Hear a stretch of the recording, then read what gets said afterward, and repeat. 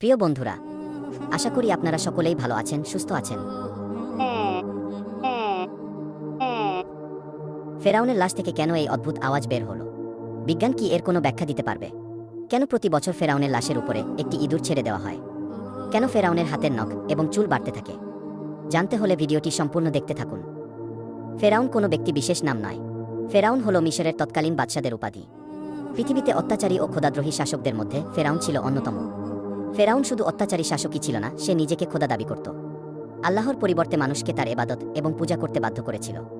পবিত্র কুরআনের ২৭টি সূরায় সর্বমোট ৭৪ বার ফেরাউনের কথা উল্লেখ করা হয়েছে এবং খোদাদ্রোহী এই অত্যাচারী ফেরাউনের করুণ পরিণতির কথা তুলে ধরা হয়েছে। হযরত মূসা আলাইহিস সালামের কাছে ফেরাউন যখন যুক্তিতর্কে হেরে গেল, তখন সে ঘোষণা করল, আমি অবশ্যই তোমাদের হাত এবং পা অবশ্যই কর্তন করব এবং তোমাদের সবাইকে ফাঁসিতে চড়াব।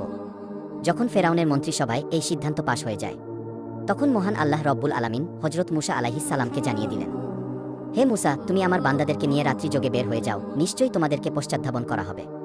অতঃপর মূসা আলাইহিস সালাম যখন তার কওম বনী ইসরাইলকে নিয়ে রাত্রিবেলায় চলতে শুরু করলেন, যেতে যেতে তিনি লোহিত সাগরের পাড়ে চলে গেলেন। অনেকেই এটাকে নীল নদ বলে থাকেন। জেনে অবাক হবেন, ফেরাউন যেখানে ডুবে মৃত্যুবরণ করেছে সেটি নীল নদ নয়, বরং সেটি হল সাগর। বাহারে আহমার, রেড সি বা লোহিত সাগরে ফেরাউনের মৃত্যু হয়েছে।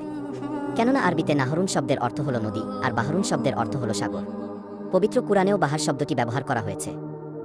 হযরত মূসা আলাইহিস সালাম তার কওমকে নিয়ে যখন লোহিত সাগরের পাড়ে এসে দাঁড়ালেন, তখন তারা দেখতে পেলেন পেছন দিক থেকে দেয়ে আসছে ফেরাউন বাহিনী। তার কওমের লোকেরা বলতে লাগলো, সামনে বিশাল উত্তাল সমুদ্র, পিছনে ফেরাউন বাহিনী, নিশ্চয়ই আমরা ধরা খেয়ে গেলাম। তখন মূসা আলাইহিস সালাম উত্তরে বলেন, কখনো না। নিশ্চয়ই আমাদের সাথে আমাদের মহান রব রয়েছেন, তিনি আমাকে পথ প্রদর্শন করবেন। অতঃপর আল্লাহ তাআলা বলেন, হে মূসা, তুমি তোমার লাঠি দ্বারা সমুদ্রে আঘাত করো। সমুদ্রে আঘাত করার সাথে সাথেই সমুদ্রের বুক চিরে একটি বিশাল প্রশস্ত রাস্তা তৈরি হয়ে গেল। সাগরের মাঝে রাস্তার দুই পাশে পানি দুই ভাগে বিভক্ত হয়ে সুউচ্চ পাহাড়ের মতো দাঁড়িয়ে রইল। আমরা অনেকেই জানি লোহিত সাগরের গভীরতা প্রায় ৪ থেকে ৯,০০০ ফিট। সুতরাং সমুদ্রের তলদেশের মাটি প্রকাশ পেয়ে দুই পাশের পানি প্রায় ৯,০০০ ফিট উঁচু হয়ে দাঁড়িয়েছিল। শুষ্ক সেই পথ দিয়ে মূসা আলাইহিস সালাম এবং তার কওম খুবই স্বাভাবিকভাবেই সমুদ্র পাড়ি দিয়ে ওপারে চলে গেল। ফেরাউন এবং তার দলবল এসে যখন দেখতে পেল লোহিত সাগরের মাঝ বরাবর একটি বিশাল রাস্তা হয়ে গিয়েছে, তখন ফেরাউনের উজির হামান বলতে লাগলো, আমরা ইতিপূর্বে লোহিত সাগরের পাড়ে এসে দেখেছি, কখনো রাস্তা ছিল না, কিন্তু এখন কিভাবে রাস্তা হলো? ফেরাউন তখন উত্তর দিল, এই রাস্তা নাকি সে নিজে নির্মাণ করেছে। আল্লাহ তাআলা পবিত্র কুরআনে বলেন, আমি বনী ইসরাইলকে সমুদ্র পার করে দিলাম। কিন্তু ফেরাউন ও তার দলবল বনী ইসরাইলের পিছু ধাওয়া করল। ফেরাউন তার দলবল নিয়ে যখন সমুদ্রের মাঝপথে এসে উপনীত হল, তখন আল্লাহ তাআলা সমুদ্রকে স্বাভাবিক হওয়ার ঘোষণা দিলেন, ফলে পানি তাদেরকে ডুবিয়ে দিল। তৎক্ষণাৎ ফেরাউন বলতে লাগলো, আমান্তু, আমি ঈমান আনলাম, লা ইলাহা ইল্লাল্লাহ, আল্লাহ ছাড়া কোনো মাবুদ নেই। আমি সেই আল্লাহর প্রতি ঈমান আনলাম যে আল্লাহর প্রতি ঈমান এনেছে বনী ইসরাইল। আমি সেই আল্লাহর প্রতি ঈমান আনলাম যে আল্লাহর প্রতি ঈমান এনেছে পয়গম্বর মূসা এবং পয়গম্বর হারুন, এবং আমি মুসলমান হয়ে গেলাম। সুপ্রিয় দর্শক, ফেরাউন সেই মুহূর্তে ঈমান আনলেও তার ঈমান গৃহীত হয়নি। আল্লাহ তাআলা জবাবে বলেন, তুই এখন ঈমান আনছিস, ইতিপূর্বে তুই ছিলি চরম অবাধ্য এবং পৃথিবীতে ফাসাদ সৃষ্টিকারী, সুতরাং তোর ঈমান এখন ধর্তব্য নয়। আল্লাহ তাআলা আরও বলেন, আজ আমি তোর দেহ রক্ষা করব, যেন তোর পরবর্তী লোকদের জন্য নিদর্শন হয়ে থাকে। নিশ্চয় অধিকাংশ মানুষ আমার মহাশক্তিশালী নিদর্শন থেকে গাফেল। ইমাম কাতাদাহ রহিমাহুল্লাহ বলেন, বনী ইসরাইলগণ সাগর পাড়ি দেবার পর মূসা আলাইহিস সালাম যখন বনী ইসরাইলদেরকে ফেরাউনের নিহত হওয়ার সংবাদ দেন, তখন তারা এই খবর অস্বীকার করতে লাগলো, কেননা ফেরাউনের ব্যাপারে তারা খুবই ভীত সন্ত্রস্ত ছিল এবং তারা বলতে লাগলো, ফেরাউন হয়তো ধ্বংস হয়নি। মহান আল্লাহ তাদেরকে ফেরাউনের লাশ চোখে দেখানোর জন্য এবং এর থেকে অন্যান্যদের শিক্ষা লাভের উদ্দেশ্যে সাগরের ঢেউয়ের মাধ্যমে ফেরাউনের মৃতদেহটি তীরে এনে ফেলে রাখলেন এবং তা সবাই প্রত্যক্ষ করল। এতে করে ফেরাউনের ধ্বংসের ব্যাপারে তাদের নিশ্চিত বিশ্বাস হলো এবং তার লাশ হবার জন্য নিদর্শন হয়ে গেল। পরিশেষে তার লাশের কি পরিণতি হয়েছিল এ ব্যাপারে কোরআন ও হাদিসে কোথাও কোনো তথ্য নেই। কিন্তু এই ঘটনা সংঘটিত হওয়ার ৩,০০০ বছর পর লোহিত সাগরের তীরে জাবালিয়ান নামক স্থানে ১৮৯৮ সালে ফেরাউনের লাশ সর্বপ্রথম আবিষ্কার করা হয়। কিন্তু এখানে প্রশ্ন হলো, ফেরাউনের মৃত্যুর পর থেকে ১৮৯৮ সালের আগ পর্যন্ত দীর্ঘ ৩,০০০ বছর লাশটি কোথায় ছিল?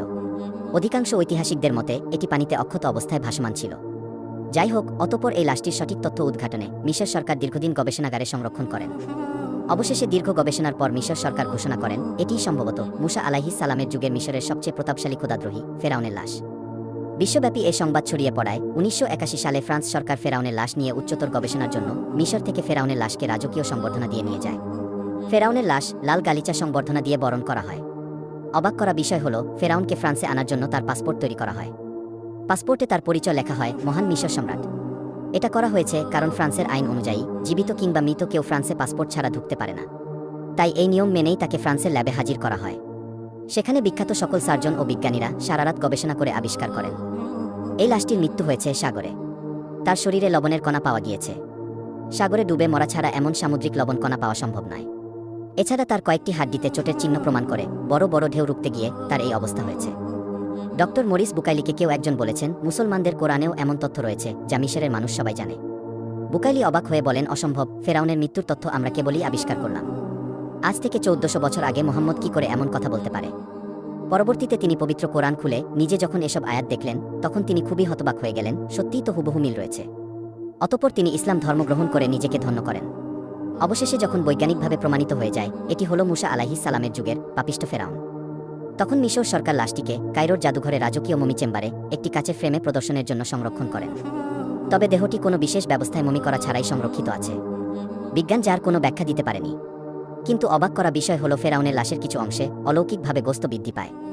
আর প্রতি বছর মার্চ মাসের 15 তারিখ লাশের উপরে একটি ইঁদুর ছেড়ে দেওয়া হয় এবং ছেড়ে দেওয়া ইঁদুর সেই স্ফীত গোস্ত খেয়ে সাবার করে। আরও অবাক করা বিষয় হলো অলৌকিকভাবে ফেরাউনের নখ এবং চুল বৃদ্ধি পায়, যা সত্যিই হতবাক ও অবাক করা বিষয়। সম্প্রতি ফেরাউনের লাশের একটি অদ্ভুত আওয়াজ বের হয় যা গোটা পৃথিবীকে হতবাক করেছে। কি সেই অদ্ভুত আওয়াজ, যার কোনো ব্যাখ্যা আদৌ সম্ভব নয়? সত্যিই আল্লাহ তাআলা ফেরাউনকে শুটকি বানিয়ে গোটা বিশ্বের স্বৈরশাসকদের একটি সতর্কবার্তা দিয়েছেন।